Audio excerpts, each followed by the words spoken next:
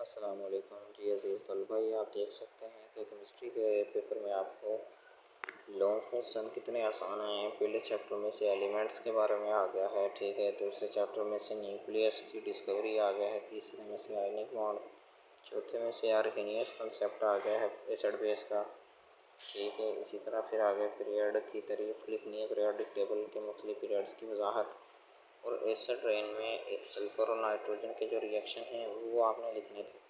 तो बहुत आसान लॉन्ग क्वेश्चन आए हैं, ठीक है। इसी तरह शॉर्ट क्वेश्चन भी बहुत आसान आए हैं। आपको शॉर्ट क्वेश्चन भी आप देख सकते हैं। आपका सारा का सारा पेपर रावलपिंडी बोर्ड पे आपके सामने है।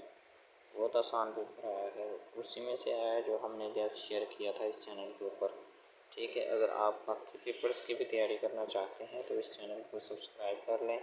इस चैनल के ऊपर हम सिर्फ गैस नहीं बताते, तलबा को पेपर की कंप्लीट तैयारी करवाते हैं, ठीक है।